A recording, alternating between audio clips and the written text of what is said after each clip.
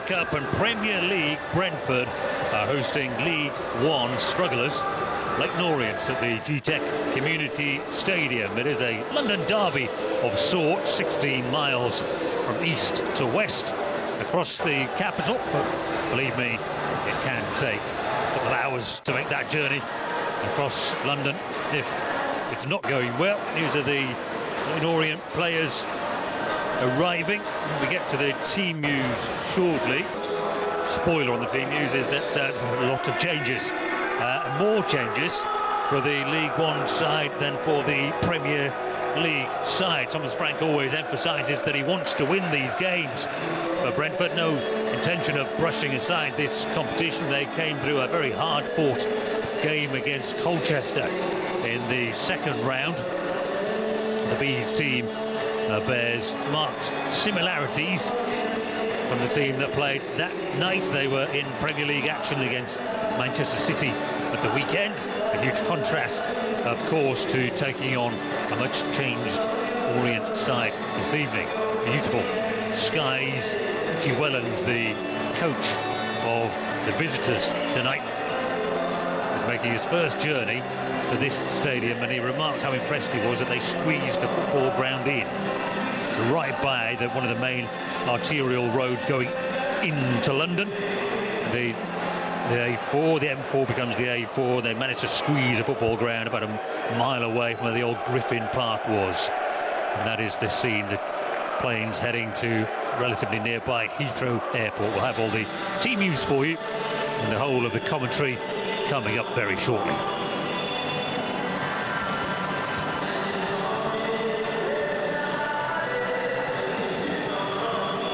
Well, 3 days after a narrow defeat against Manchester City, Premier League Brentford take on a side in the relegation zone of League One.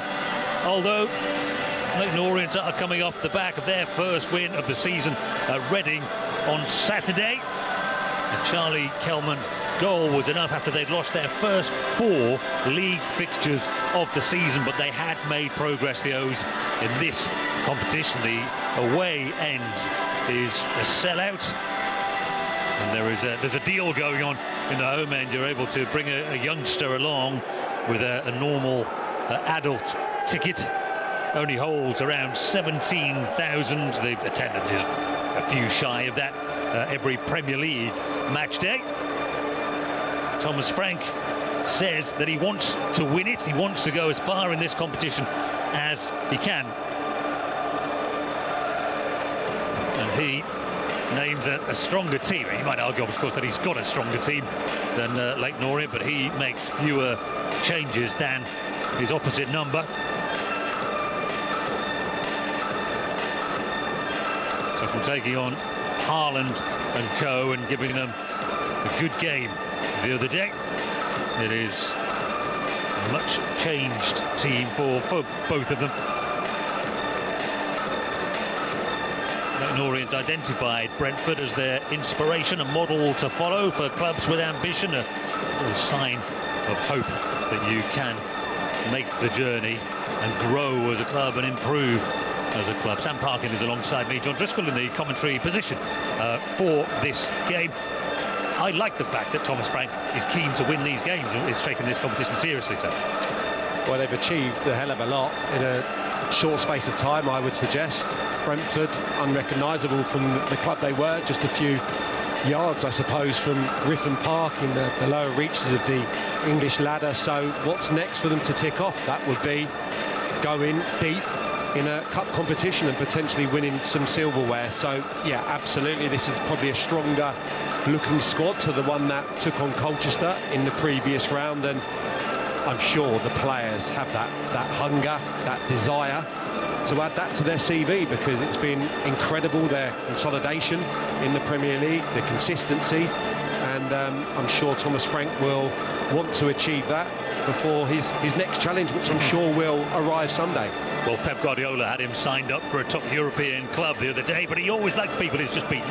Well, Thomas Frank, you made a very good point that when they beat City 2 years ago, Pep Guardiola was complimentary about Brentford that day, a rare team that's beaten Manchester City, of course, and they had the best of that game. I mean, obviously they scored 20-odd seconds in through Wissa. Wissa, of course, is a blow, isn't it? They've been very unlucky losing strikers. Great opportunity for Kevin Schade. Yeah, him and Burma are a terrific combination.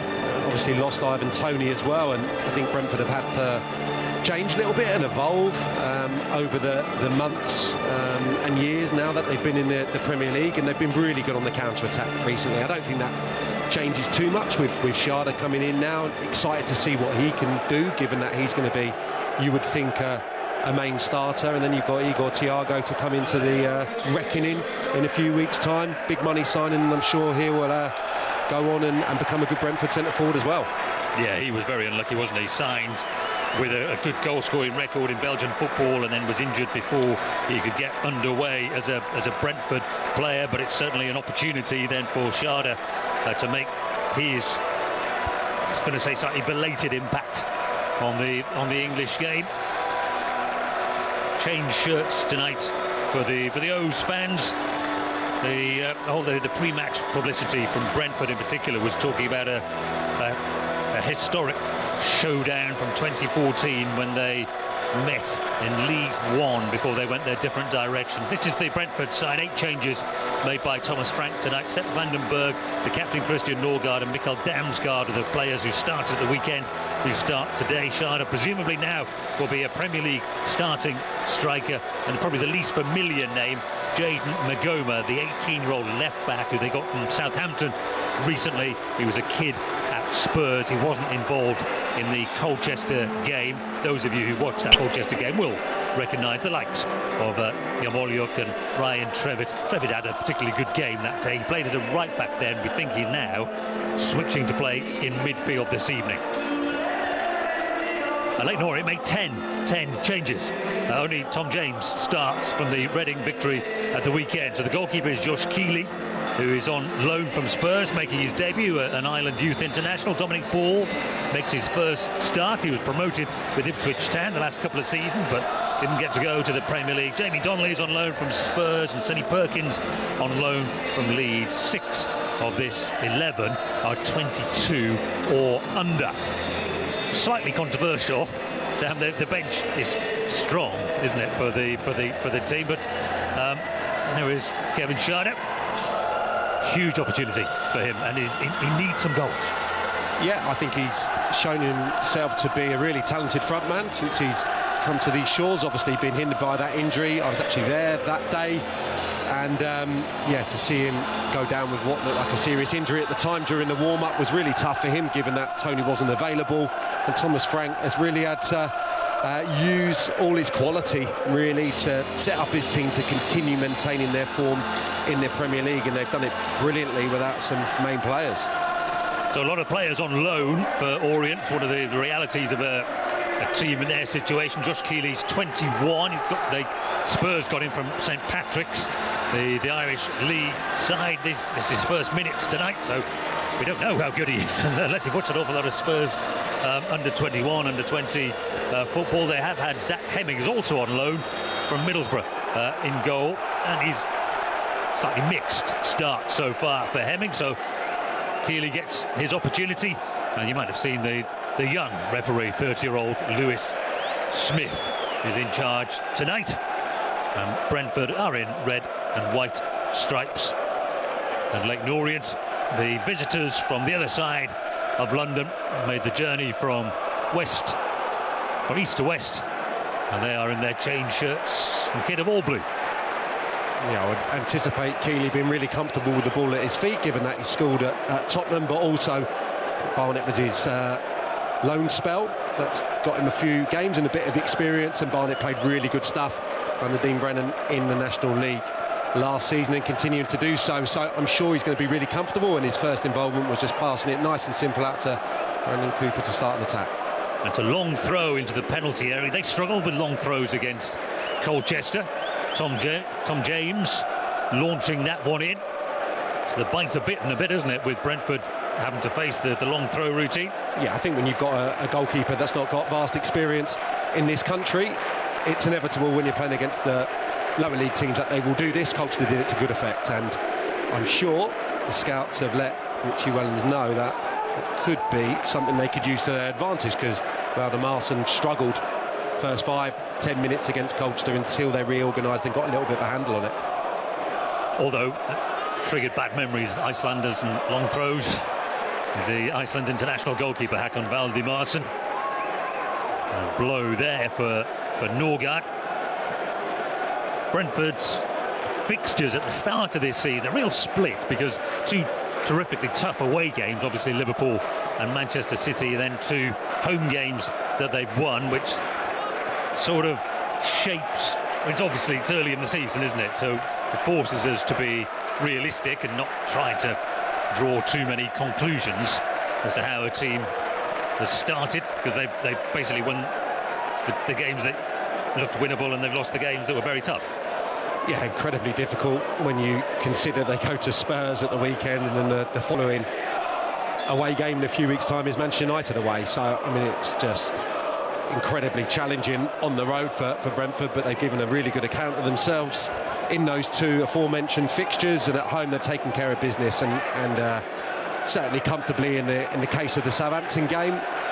Navigated that tricky first League Cup tie at Colchester, and again from the team tonight you can see that Thomas Frank is wanting to progress desperately, and they'll fancy their chances against this much changed Leyton Orient side. But yeah, Leyton Orient have got quality. I think they're in a false position. Early days, they started last season in similar fashion. Took them a while to get going. Ultimately finished 11th in the table, and there was a brief flirtation with the playoffs, and I would expect Orient to probably improve on that 11th place finish. So we shall see how they are doing in a few weeks' time. Yeah, so after they last met in that season 2013-14, so they met in March, and Brentford had games in hand, and they won that game, and they went up in the end by a few points, and Leyton Orient lost the playoff final on penalties, and then they went into something of a spiral after that, and obviously Brentford didn't, well, it took them a while to get promoted from the Championship, but effectively never looked back. So one of those sliding doors moments. I think you can oversimplify it, of course. I mean, obviously it doesn't mean everything would have been the other way around if Orient had won that game, but obviously Orient have been out of the league and back in, and Richie Wellens has done a terrific job, and his staff as well. And obviously the start of the season very disappointing. He was furious with their performance against Shrewsbury.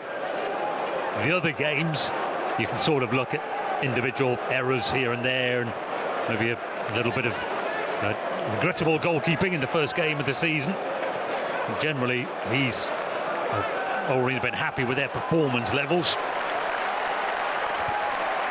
So Magoma gets the chance to break forward, the 18-year-old left back.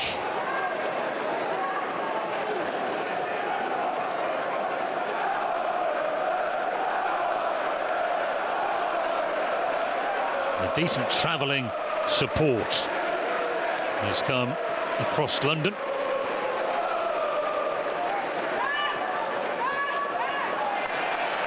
They really have squeezed this stadium in right next to the road. There's flats and houses as well managed to be squeezed in. It really is quite a sort of incredible feat to put a football stadium where nobody thought one could appear. Is Ben Mee, hasn't figured since the Colchester game.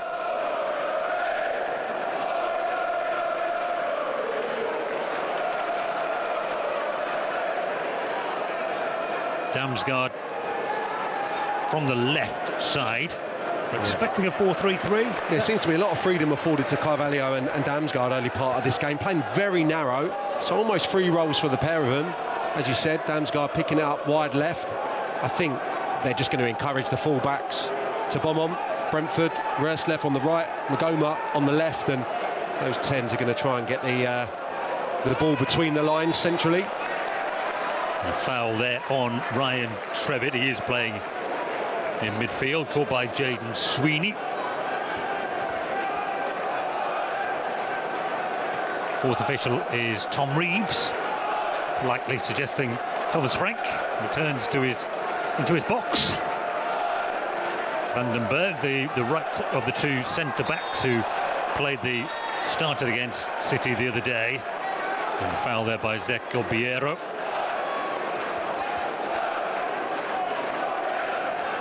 And Richie Wellens, who got them promoted season before last, came in March 2022. Long time for a football manager to be in a job. I think that puts him at 16th out of the 92. Thomas Frank is 4th out of the 92. A proper long-serving coach.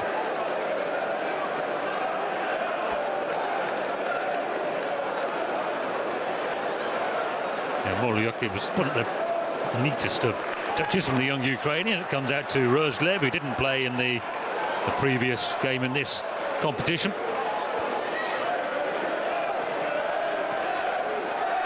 Nice work by Sharda initially. And it comes back out to Trevitt and then Vandenberg.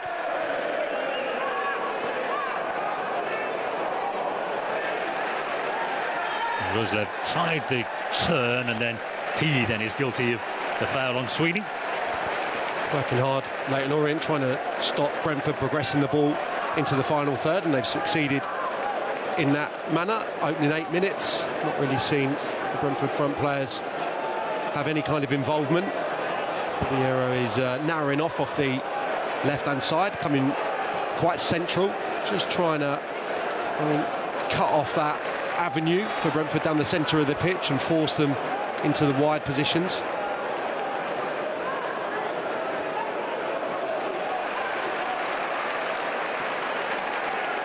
The Orient fans appreciating their team being willing to take a touch, take a gamble, go back to their goalkeeper. They do mix it up. It seems eminently sensible. Unless unless you're stronger than every team you play against, it makes sense, doesn't it, to have some tactical flexibility. You spoke about the admiration, maybe the hierarchy at Leyton Orient have for what Brentford have done, but I absolutely see similarities between the two managers and their styles. I think Thomas Frank's not afraid to mix up, to be flexible with his tactics. If it's on to play, of course, I think in the modern game there is various merits to that, but I think, for example, Richie Wellens changed his tactics for the victory at Reading the other day, went a little bit longer. Reading maybe anticipating them going to play out, as they have done across his tenure, a bit more direct, and got the result at the weekend. Oh, and there's a shot that is deflected, and it's deflected not an awful long way wide. It suddenly opened up there for Jamie Donnelly.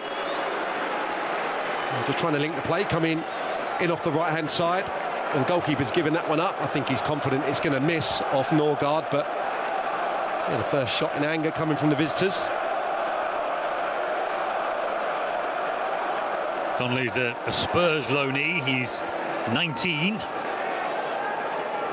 Ricocheted back his way, and he was almost able to take advantage. Now, first chance with a set piece then for League One Orient into the near post. Ben Mee, I think, who met it first. Sweeney and Donnelly from the wide position. Tom James clips it into the middle, and it's recovered, and there's no foul there as well. It's excellent work, and to the edge of the penalty area, and a twist and a turn from, and then across, and a chance, and a goal, and no flag, and Leyton Orient have taken the lead. Brandon Cooper, the central defender who was still forward for the set piece, and Brentford lost him entirely, and the Premier League side are behind. There was a flurry of chances, and in the end the centre half shows brilliant composure. It's a great opportunity. That pass from Warrington was delicious into the goal scorer initially. Jayasimi as the first attempt, wriggles free on his left foot, and this ball here from James, and he has got that in abundance in his armoury. It's a terrific delivery. It takes out that whole Brentford back line, but it comes from that brilliant initial pass from Warrington. Then Brentford are immediately in trouble, and I knew that James, when he strode onto that, there would be quality. And he does well there, Cooper, just to readjust and concentrate on that left-footed finish. What a start for the O's. His second goal of the season. He scored against Newport in this competition. Welshman, who they got from Swansea.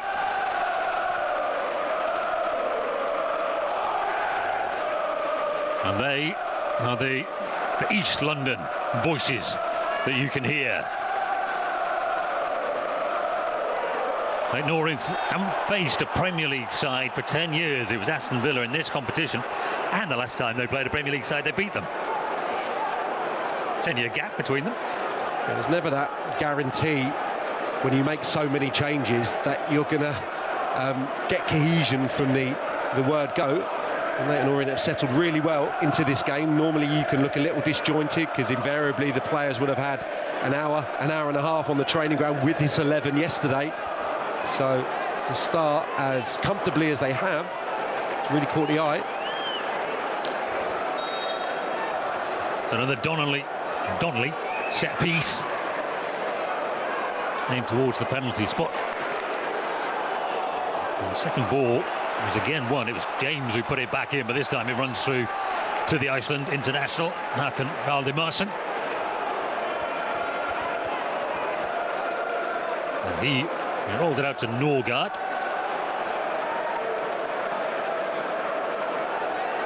The relatively experienced Vandenberg. He's at Liverpool a long time. Didn't make the breakthrough there, but he was out on loan. Different countries, long spell with Preston in the Championship.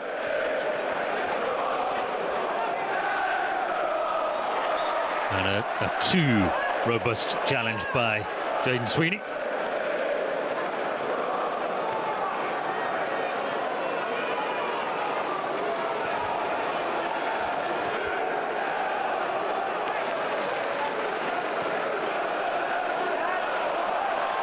And Roslev getting forward, tracked by Sweeney, dispossessed. Obiero, former Spurs academy player. Obiero playing on the left. It's going to be a test for him tonight. Concentration. Obiero used to playing in the centre of the park. They're really excited about him, but having to do a job out on the left. So that defensive work, tracking Roslev's going to be important. Bounces away from Cooper. Cleared then by James. James is the only player in the Orient side who started the weekend. Carvalho drifts into the middle, wriggles past the challenge, and he went down too easily. The referees like it. So Leyton Orient able to break. And again, calm in possession. Simi went down, no foul though for the right-sided winger. Really good composure again there defensively, not just slinging it up the pitch, but quality into Simi, who did brilliantly to keep hold of the ball initially. Unfortunately, Perkins' touch just evaded him. And the ball over the top for Shada, who's onside, and it's cut into the penalty area, comfortably caught by Keeley.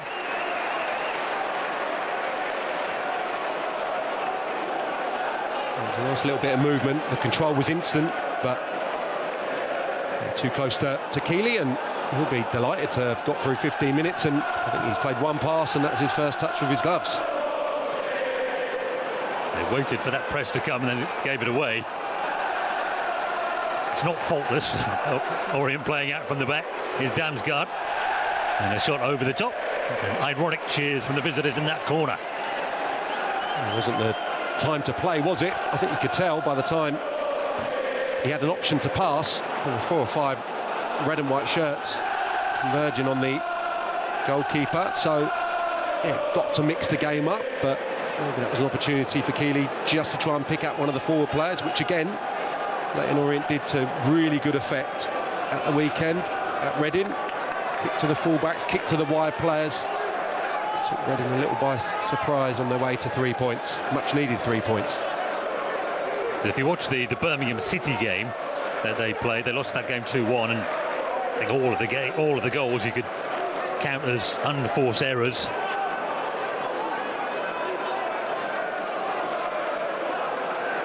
Roslev with the throw-in for the Premier League side. The Premier League side that is trailing by 1-0. A goal scored by a central defender, Brendan Cooper.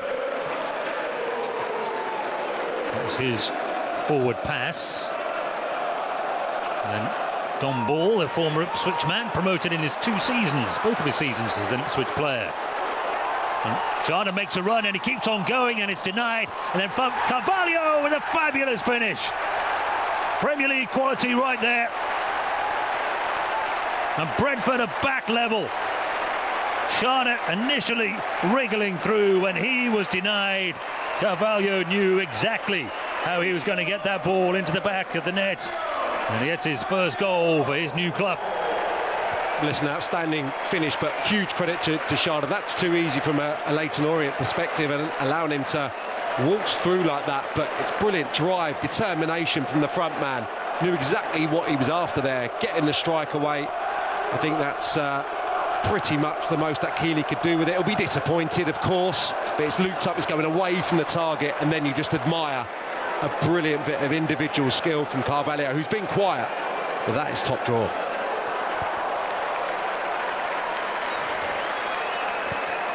Well, that's a sign of the difference, isn't it? They've got Carvalho to come, who isn't yet a regular. Obviously, they intend that he will be so, but you know, they're paying 20-odd million to get him in from Liverpool.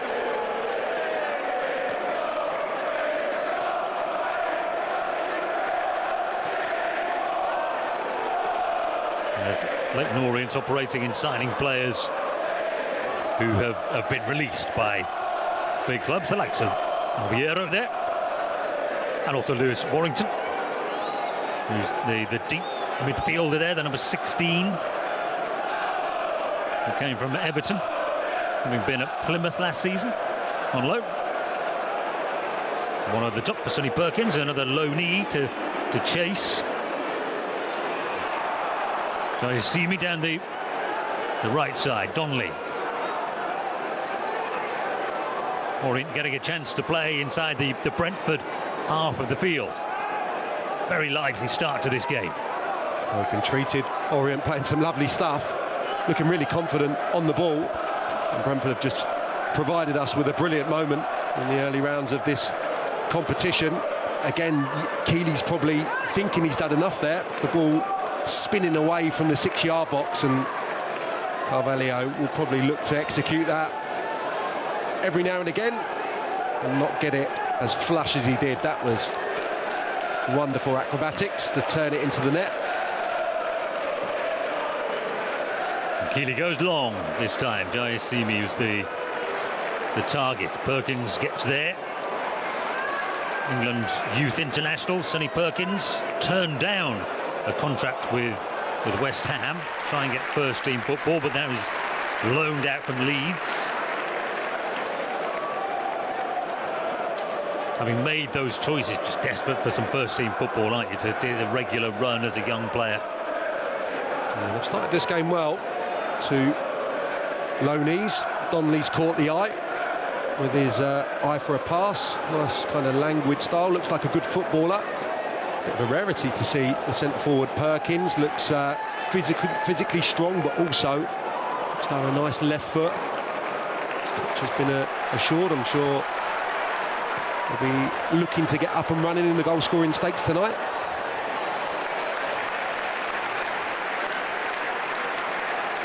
Important header won by Tom James. And again, Orient invite this press. And this time it's fired into midfield. It wasn't the best of contacts, was it, from Keeley, but the break goes their way, all the plans, and so much of it comes down to a lucky break. Simi to Sweeney, who came through the ranks at Orient, joined the club as a 7-year-old initially. There's ball. Good change of direction on the pass. And then Donnelly with the shot. And it was a testing one for Valdimarson. Again, just some brilliant passes in there from Orient. That from ball is terrific. Into the centre forward's feet. He does his job, and once more, Donnelly impressing. Look at the movement on that. Valdimarson is relieved that the swirl and the swerve takes it down his throat. Threatened to take it away from him, didn't it? And then it came back where he was. So another Leyton Orient set piece. The last one led in directly to the goal.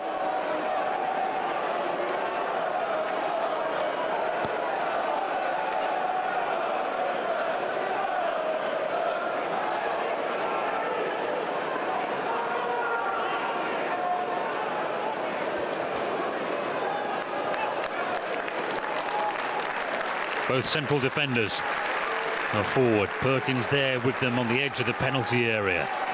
Simpson won the first one, and then it was Cooper again, first goal scorer who had that effort. Comes back to Sweeney, and then Lewis Warrington wasn't fit at the weekend. And Perkins tries to chest it down, but he's again gave it away to Trevitt. In the end, it comes to Valdimarson. We've seen the merits of having ball-playing centre-halves in your team at the opposite end of the pitch. Cooper looking like a centre-forward in these opening minutes of this game. What has impressed me is the want of the midfield players of Leyton Orient to play forward. I think very much in the mould of their manager when he was a player. Everyone can play backwards and sideways, but we've seen some beautiful passes from Dominic Moore and Lewis Warrington in particular in these opening exchanges. The one from Warrington that led to the first goal was a peach. Now here's Roslev, nicely worked by Brentford to find him in space. It comes to Warrington though, the deflection. It's a little bit too long there and was closed down by Yarmolyuk. And then the free kick goes the way of the Bees. The young Ukrainian Yarmolyuk wanted to take it quickly. I think Trevitt just got in the way there, didn't he? Sharda had made the little movement on the blind side of his marker. It was on.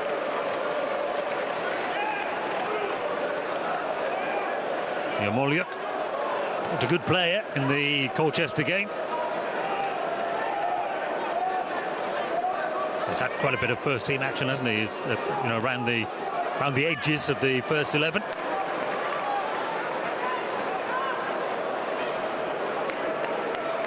fact, 6 starts and 24 sub. Put a number on it. Here's Valdimarson.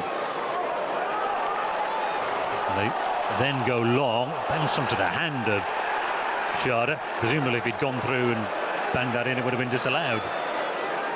Different standards for what's a handball. Damsgaard collects and turns. And then again, that half touch wide to Magoma. And back again. And it's Damsgaard's cross that leads to the corner. Norgard's chance to punch in a lovely pass into Damsgaard. Magoma impressing on the left-hand side. I think he got a vital footing which led to the Sharda run and subsequently the goal. So Mee and Vandenberg are forward.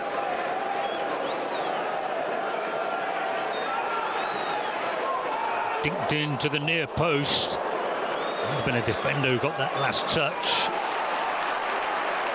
It's a corner again for the home side. I think maybe a Brentford player with the first contact and then just ricocheted off a defender taking it behind.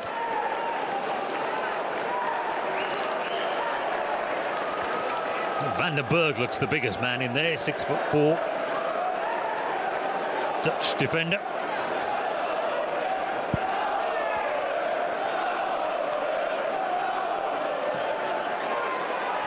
Again, it's floated in. It was Dominic Ball who got it away. The cleanest of headers from Roslev, but he did well enough. Yarmolyuk collects the loose ball in the midfield. He finds the goal scorer, Carvalho, who puts his cross to the back post, and it's in. A diving effort from Damsgaard that the goalkeeper couldn't keep out. And no flag is raised. And the Premier League side has turned this around. Brentford lead by 2-1. It often happens, doesn't it, after a set piece where a team gets slightly disjointed as they start to tiptoe up the pitch. Unfortunately for Leyton Orient, it's Carvalho, the goal scorer. A few minutes ago, returns provider. There's just zero pressure on him. He's allowed to get his head up and pick that run from Damsgaard on the far post. And I think it's just his proximity to goal, really. I mean, the keeper gets a big hand on it, but it's coming at pace. He's only, 3 or 4 yards from the target, I would suggest, when his forehead meets that ball. And Brentford turned this game around.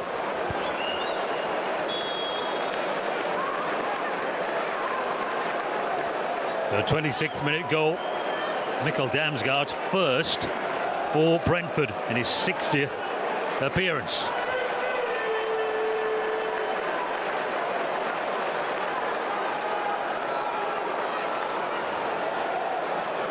So Carvalho hasn't had a massive influence, but he's had a massive influence on the game without many touches of the ball.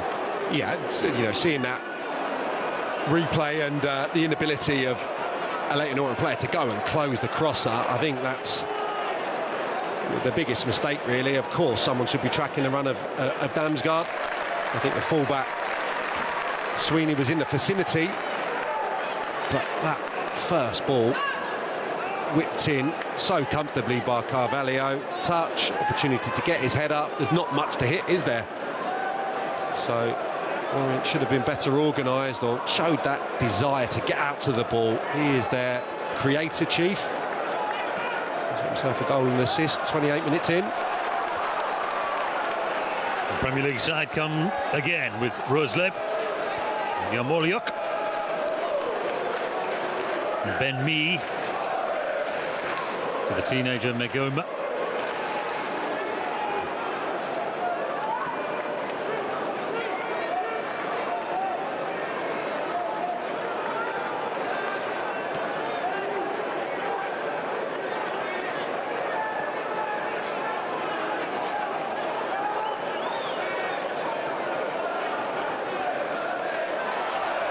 Schade with his back to goal, lost out, no foul. Biero, Sweeney.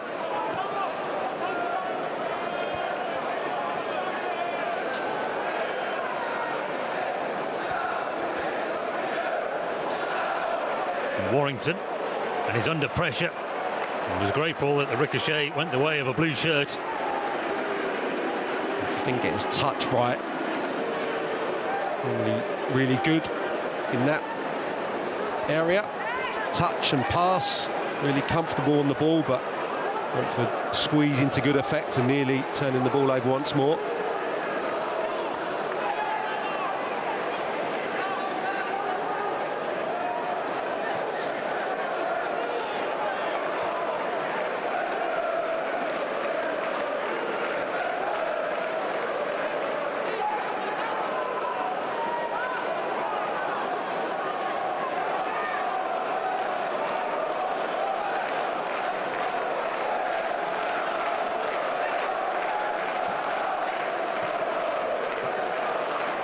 Tried to play through the middle of that Orient. The most aggressive of presses, was it? Trevitt now the player furthest advance for the Bees, chasing the ball down.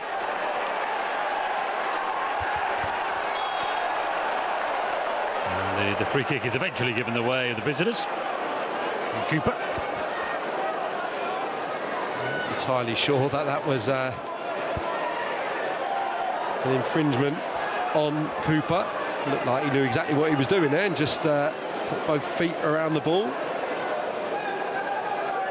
There's the time where that was obstruction, maybe suggest.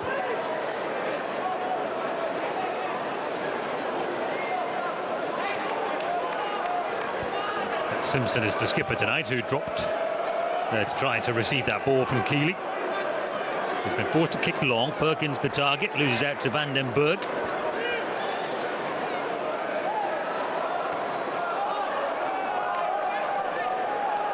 Comes back again, though, to the skipper, former Cardiff man. And Warrington to Perkins. Under too much pressure.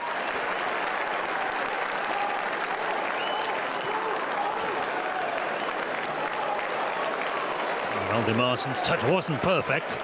He was being closed down by Donnelly. Norgard lifts it forward, won though by Cooper. Viero tries to put some pressure on Mads Roerslev. Schrader's movement's really good. There's 2 or 3 occasions where he's been on the shoulder of the last defender, always looking to stretch the play, making intelligent runs. He nearly got in on a few occasions. He's only scored twice since signing for Brentford, but he's never been anywhere close to being first choice, so in unfortunate circumstances with injuries to teammates. Big opportunity now, presumably coming up in the next few weeks for Kevin Schrader. Here's Sonny Perkins. Brought down, was he? No, the referee. Just a little wag of the finger. No foul by Damsgaard. I think he's unfortunate. His touch wasn't perfect, but I think Norgard was wrong side and therefore couldn't really get anything on the ball, like a foul. And the Brentford captain, and it goes long again to Schrader, who turns and decides to take on Cooper. This time he loses out. And Sweeney for Obiero.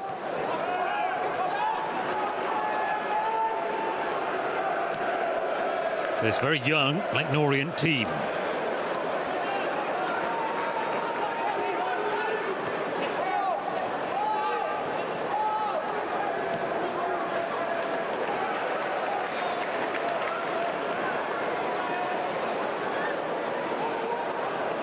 Tom James, another Welshman, former 21 international.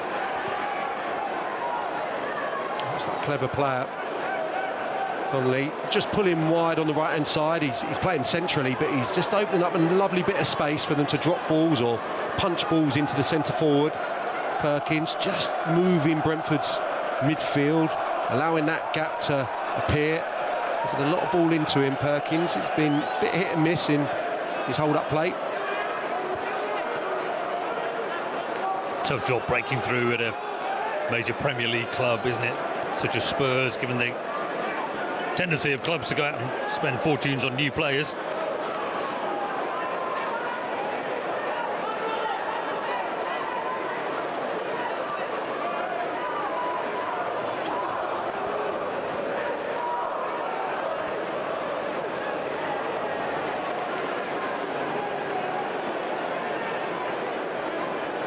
Magoma made a darting run. He was ignored by me.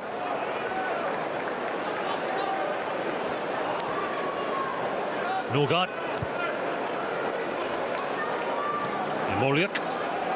Magoma. I don't know how deliberate that was, but he briefly got away from James. Damsgaard. Coming away to ball. It's ragged, but it's Leyton Orient who emerged with possession, and Donnelly tried to slip that through to release Perkins. He's been bright, Magoma, no question. It's the little bit of a problem position, having Rico Henry missing so much football, and had to go with right footers on that side on occasions. Lewis Potter's obviously the chap that Thomas Frank turns to if they're playing a back three, but to give them some added strength in that role, vitally important, and like the look of him in this first half. Now, Rico Henry's not too far away. They had a plan to arrange a friendly, behind closed doors friendly, for him to get some match time, and he had another minor setback. So there's another couple of weeks away. Here's Perkins. He comes back to Warrington and on to Obiero. Sweeney on the overlap left side. Comes through to ball. So looking for a little 1-2 there with Perkins.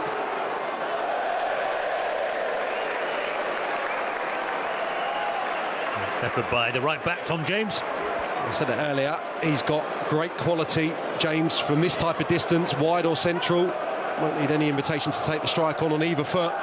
This is by distance there, but he's had an impact in the final third already tonight. They'll have to make sure they close that down quickly, Brentford. He hasn't scored since April 2023, though.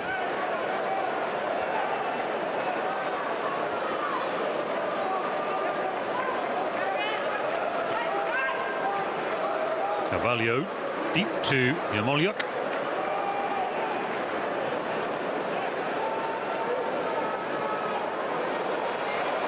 Goma.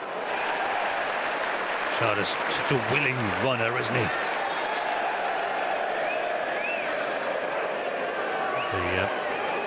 The spare ball has managed to find its way onto the pitch.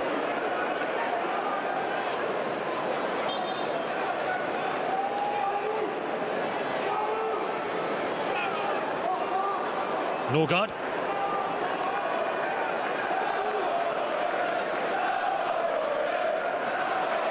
Carvalho tried the quick turn, and Yarmolyuk then lost out, and Norgard came sliding in. Good skill by Obiora, but it has sort of forced Orient back into their own penalty area. The ball's touch wasn't perfect. Up goes me, but his head is just cushioned down into the midfield where Donnelly collected it. He finds Jaden Sweeney.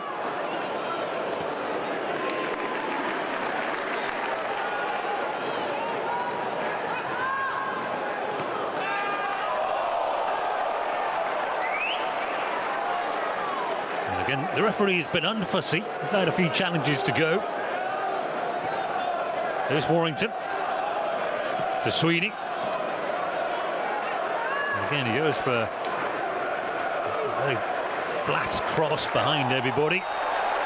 And a clumsy looking challenge there by Jamie Donnelly. Trevitt doing well, nice and sharp on the near side, and yellow card for Donnelly. First yellow card of the game. Yeah, they haven't squeezed really aggressively, Leyton Orient, throughout this first half, but that was a good opportunity. With bodies up the pitch. Brentford manoeuvred the ball beautifully, though.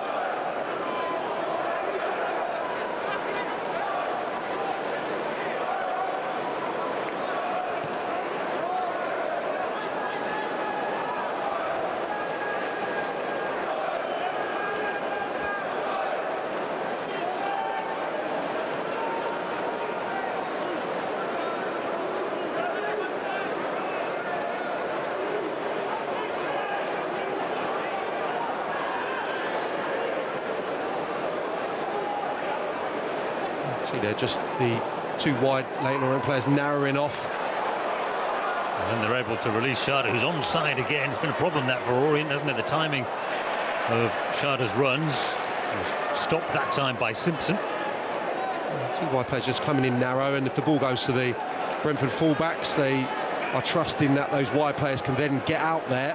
It's cutting off the pass into Damsgaard and Carvalho, I would suggest, but you're right in that the ball clipped over the top is the one that's been on for Brentford throughout this first half. So almost going over that congested period where Leyton Orient have set up to frustrate and done quite well at times, but that little clip ball down the side, due to the cleverness of thought from Sharda and his bright movement, has got him in on a few occasions. It's been a nice outlet for Brentford.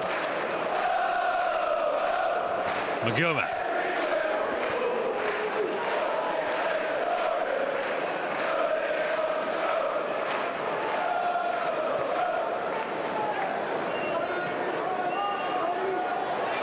Carvalho stopped by Simpson.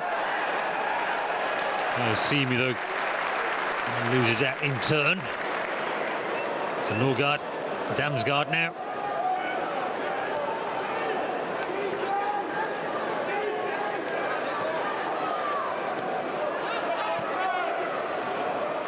Lots of central defenders. Brentford, lots of options. Central defenders playing full-back positions in their Premier League games.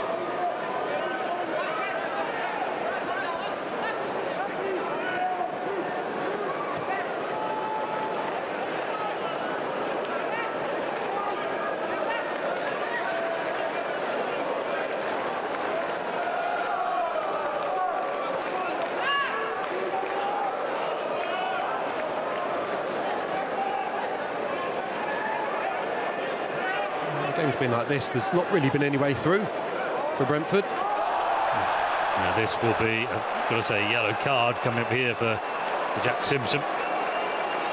Again, they were through, weren't they, with that clipped ball lower this time. Yeah, he's clever. Once more, Sharda in between centre-halves, cynically brought down. He's been excellent, the centre-forward. I think that looks to be the game plan, doesn't it? Leyton Orient trying to make it tough to be played through on that occasion, maybe for the first time, high up the pitch. Carvalho does find some space to release Sharda. His mobility has unquestionably caught the eye, and he will bring a lot that Visser has been bringing to the front line of Brentford.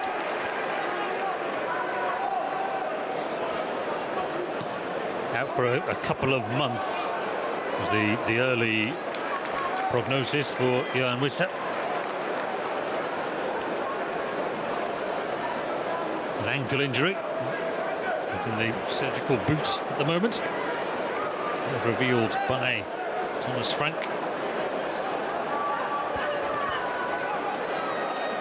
Still smarts that they lost in this tournament to Gillingham a couple of years ago.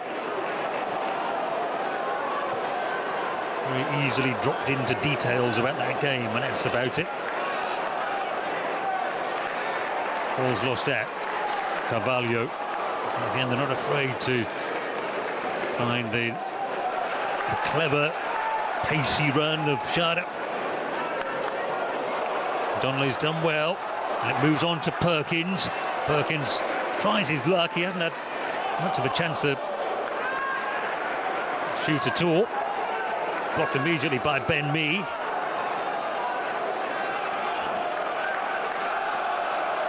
There's Cooper and James.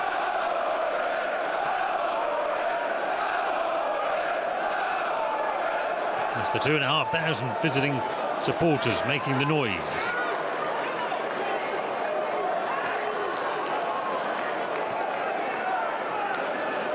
It's the Premier League side, 57 places higher up the league, who are predictably dominating. Roslev.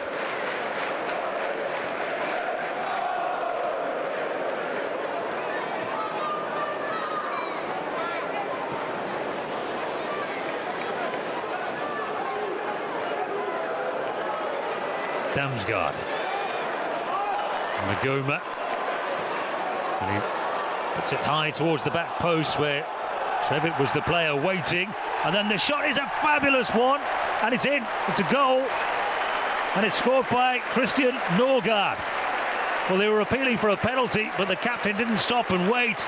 He just stepped onto it and lashed a vicious shot past the goalkeeper. And it's 3-1 now to Brentford. If Carvalho was brilliant for the first two goals, it's Damsgaard's opportunity on the left-hand side, tucked in to get involved in the build-up and feed Magoma, and it got a really good delivery on the end of that move. Trevitt has a first attempt. Carvalho, I think, is looking for it. That's not a penalty, but if Brentford wanted anyone to stride onto that with the type of quality that he has in that right boot, it's Norgard. There was a feeling of an inevitability when he strode onto this that he was going to get his technique right, and he got the power and he got the direction, and it whistled beyond Keeley into the net. His first goal of the season, his first since February.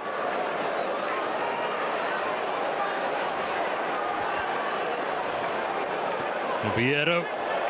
Now it's very tough, isn't it, for Richie Wellens and his young Leyton Orient side. It was already a challenge, wasn't it, being 2-1 down against a team that's dominating, but it's a big hill to climb now.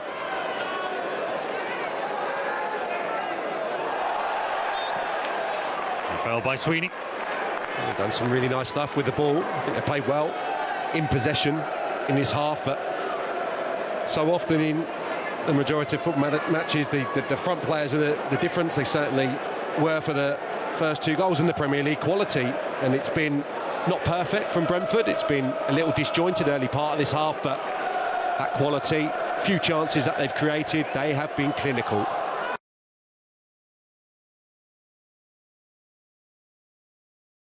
gave Keeley no chance whatsoever. It just sat perfectly for him to stroke into the corner.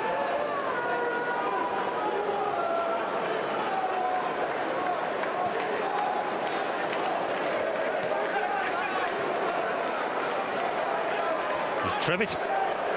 Big shirt pulled by Sweeney. Perkins sits round the corner for Donnelly. There's Seamy, tries to wriggle through the middle. Vandenberg stops him. Ngoma. A little dinked pass over the top by the scorer of the second goal, Mikkel Damsgaard. And a frustrating end to the half there for Leyton Orient, who took an early lead with their centre-back Brandon Cooper. So far, so good at that point. But a lovely finish by Fabio Carvalho. And then the diving effort by Mikkel Damsgaard, followed by a wonderful strike by the skipper Christian Norgard, as the Premier League side firmly in control at half-time. It is Brentford 3, Leyton Orient 1.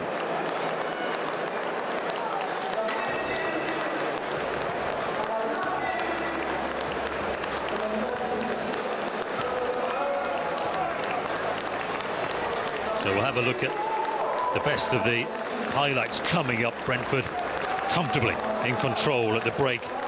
3-1 they lead against Leyton Orient.